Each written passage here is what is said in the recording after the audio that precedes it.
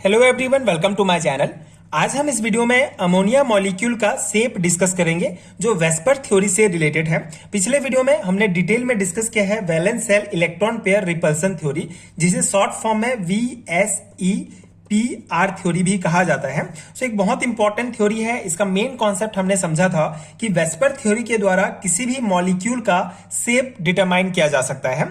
तो यहां पे हम अमोनिया मॉलिक्यूल NH3 का शेप डिस्कस करेंगे, किस प्रकार से इसका शेप होता है और किस प्रकार से जो है इसको डिटरमाइन किया जाता है वेस्पर थ्योरी के द्वारा। ठीक है। सो वेस्पर थ्योरी में ही हमने डिस्कस किया था कि किसी भी मॉलिक्यूल का जो शेप होता है वो उसके जो सेंट्रल एटम होता है उसके बॉन्डिंग सिस्टम पर डिपेंड करता है। ठीक है, दूसरे एटम के साथ किस प्रकार से बॉन्डिंग सिस्टम में जुड़े हुए हैं उसके ऊपर डिपेंड करता है। जैसे यहाँ पे जो है अमोनिया मॉलिक्यूल में जो सेंट्रल एटम है ये नाइट्रोजन है, तो नाइट्रोजन का दूसरे जो एटम है जैसे हाइड्रोजन के साथ किस प्रकार से बॉन्डिंग सिस्टम है, किस प्रकार से वो बॉन्ड फॉर्म कर रहे हैं, उसी के ऊपर डिपेंड करेगा NH3 मॉलिक्यूल का शेप। तो हम यहाँ पे सबसे पहले जो सेंट्रल एटम है सेंट्रल एटम है नाइट्रोजन, अमोनिया जो नाइट्रोजन है सेंट्रल एटम, उसका इलेक्ट्रॉनिक कॉन्फ़िगरेशंस देखेंगे। सो इसका इलेक्ट्रॉनिक जो एटॉमिक नंबर होता है ये 7 होता है। तो इलेक्ट्रॉनिक कॉन्फ़िगरेशन इस टाइप से होगा 2s2 2p2 2px1 2py1 2pz1।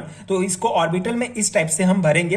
1s orbital में 2 इलेक्ट्रॉन भरेगा, 2s ऑर्बिटल में 2 इलेक्ट्रॉन, 2px ऑर्बिटल में 1 इलेक्ट्रॉन, 2py में 1 इलेक्ट्रॉन, 2pz में 1 इलेक्ट्रॉन। तो इस प्रकार से ये इलेक्ट्रॉनिक कॉन्फ़िगरेशंस ऑर्बिटल्स में भरेंगे।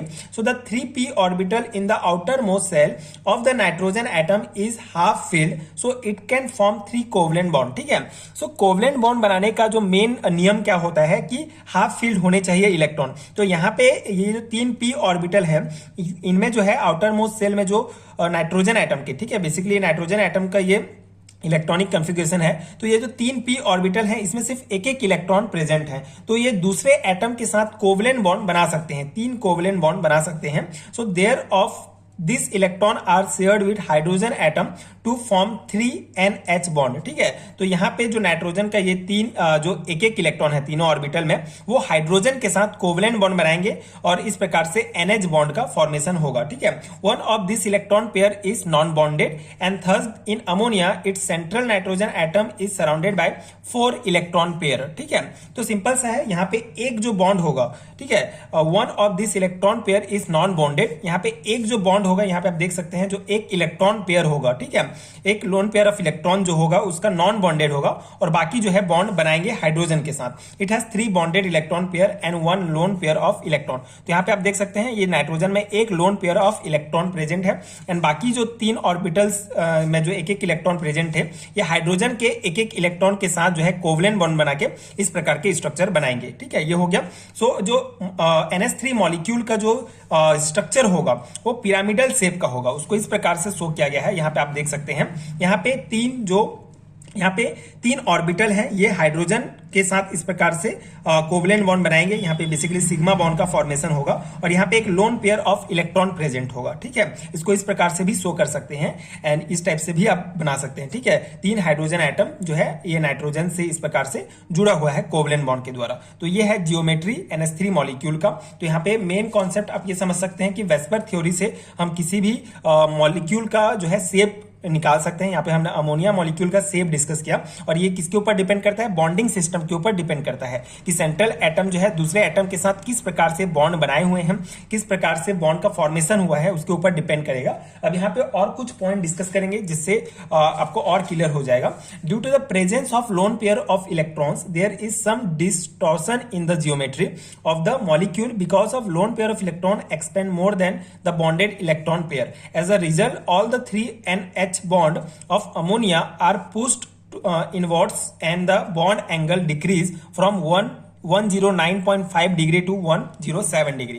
ठीक है, अब ये पॉइंट सबसे इंपॉर्टेंट है। देखिए यहाँ पे जो हमने वेस्पर थ्योरी में भी डिस्कस किया था, ये इस पॉइंट में क्या कहा जा रहा है कि loan pair of electron present होने के कारण, ठीक है, यहाँ पे इस स्ट्रक्चर में आप देखेंगे loan pair of electron present होने के कारण जो अमोनिया का स्ट्रक्चर होगा, जो जियोमेट्री होगा, उसमें डिस्टॉर्शन हो जाता है, क्योंकि यहाँ पे लोन पेयर ऑफ इलेक्ट्रॉन जो है ज्यादा जो है बॉन्ड पेयर ऑफ इलेक्ट्रॉन की तुलना में ज्यादा इलेक्ट्रॉन जो है ऑक्यूपाई करता है। ठीक है, बेसिकली किसी भी मॉलिक्यूल में जो लोन पेयर ऑफ इलेक्ट्रॉन होते हैं वो ज्यादा जो है जगह घेरते हैं, किसकी तुलना में? बॉन्डेड पेयर इलेक्ट्रॉन पेयर से। ठीक है, बॉन्डेड इलेक्ट्रॉन पेयर की तुलना में। तो यहाँ पे वही है, loan pair of electron present है, जिसके कारण इसमें डिस्टॉर्शन आ जाएगा, मतलब इसमें ये जो है जगह घेर लेगा, जिससे ये जो बाकी जो बॉन्ड बने हुए हैं NH, ठीक है, ये बाकी जो NH बॉन्ड बने हुए हैं वो थोड़ा दब जाएगा और इसका स्ट्रक्चर चेंज हो जाएगा। बेसिकली इसके बीच जो बॉन्ड जो एंगल बनना चाहिए वो 109.5 डिग्री का होना चाहिए, लेकिन ये लोन पेयर की उपस्थिति के कारण ये घटकर जो है 160 डिग्री एंगल बनाता है। यहाँ पे आप देख सकते हैं। ठीक है, मेन इसका जो शेप है, ठीक है, जो एंगल है वो 109.5 डिग्री होना चाहिए, लेकिन ये लोन पेयर ऑफ इलेक्ट्रॉन के कारण घटकर 160 डिग्री हो गया। तो ये है शेप, ठीक है, अमोनिया का, जिसमें जो है उसके बॉन्डेड सिस्टम के ऊपर बहुत डिपेंड करता है कि किस प्रकार से बॉन्डिंग सिस्टम है। तो वही लोन पेयर के कारण ये इफेक्ट हो गया और हमको जो परफेक्ट जो हमारा स्ट्रक्चर सेफ होना चाहिए, जियोमेट्री होना चाहिए अमोनिया का, वो हमको प्राप्त नहीं होता है। ठीक है, and as a result the shape of ammonia molecule becomes pyramidal instead of टेट्राहाइडल।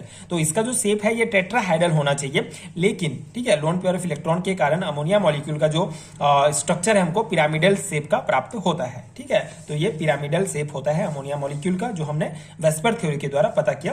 And the shape of PCl3NF3H2H3O plus etcetera molecule is also pyramidal. ठीक है, तो ये एग्जाम्पल है, ये एग्जाम्पल आपको ध्यान रखना है, क्योंकि आप सिर्फ जरूरी नहीं है कि अमोनिया मॉलिक्यूल का ही आपको शेप पूछा जाए। अगर इन मॉलिक्यूल्स का शेप भी आपको पूछा जाता है तो सेम आपको जो है थोड़ा सा इसमें चेंजेस करके ये पूरा थ्योरी पॉइंट लिखेंगे, इसके स्ट्रक्चर वगैरह सेम बनेगा। ठीक है, क्योंकि इनका भी शेप जो है पिरामिडल शेप होता है। तो ये है मेन कॉन्सेप्ट, आई होप आपको समझ में आ गया होगा। इस प्रकार से अमोनिया मॉलिक्यूल का स्ट्रक्चर बनता है, शेप बनता है, जो उसके बॉन्डिंग सिस्टम के ऊपर डिपेंड करता है।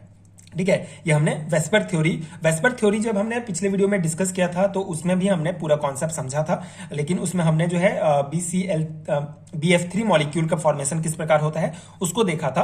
तो सेम है NH3 मॉलिक्यूल का फॉर्मेशन भी इस प्रकार से होता है। ठीक है, मेनली आपको जो है NH3 एंड H2O मॉलिक्यूल का पूछा जाता है BSc थ्योरी एग्जाम्स में। तो हमने ये NH3 का अगर आपको पूछा जाएगा तो ये पूरा थ्योरी पॉइंट और ये डायग्राम वगैरह लिखेंगे। अगले वीडियो में हम H2O मॉलिक्यूल का जो है फॉर्मेशन किस प्रकार होता है वेस्पर थ्योरी के द्वारा उसको डिस्कस करेंगे। इसके अलावा अगर आपको इस यूनिट के और वीडियोस देखने हैं तो नीचे आपको डिस्क्रिप्शन बॉक्स में प्लेलिस्ट का लिंक मिलेगा, वहां से आप सभी वीडियोस देख सकते हैं, पूरा कॉन्सेप्ट समझ सकते हैं एंड इस यूनिट की तैयारी कर सकते हैं। ये कोवलेंट बॉन्ड यूनिट में आपको ये मिलेगा इनऑर्गेनिक केमिस्ट्री के। इसके अलावा अगर आपको इस यूनिट का कंप्लीट हैंड रिटन नोट चाहिए PDF फॉर्म में, जिसमें ये सभी टॉपिक्स डिटेल में कवर होंगे। सो अगर आपको इन सभी टॉपिक्स के कंप्लीट हैंड रिटन नोट चाहिए तो उसका भी लिंक आपको नीचे डिस्क्रिप्शन बॉक्स में एंड पिन कमेंट में मिल जाएगा, आप चेक कर सकते हैं, नोट्स डाउनलोड कर सकते हैं, जो डेफिनेटली आपके एग्जाम प्रिपरेशन के लिए बहुत हेल्पफुल होगा। इस नोट्स को लेने के बाद आपको इस यूनिट के प्रिपरेशन के लिए किसी दूसरे सोर्स की आवश्यकता नहीं होगी, स्पेशली BSc सेमेस्टर एग्जाम के पर्सपेक्टिव से ये नोट्स बनाए गए हैं। सो डेफिनेटली आपके लिए बहुत हेल्पफुल होगा। एंड अगर वीडियो हेल्पफुल है तो आगे के वीडियोस देखने के लिए प्लीज चैनल के साथ जुड़े रहिए, प्लीज सपोर्ट कीजिए, like and subscribe to my channel and thank you so much for watching.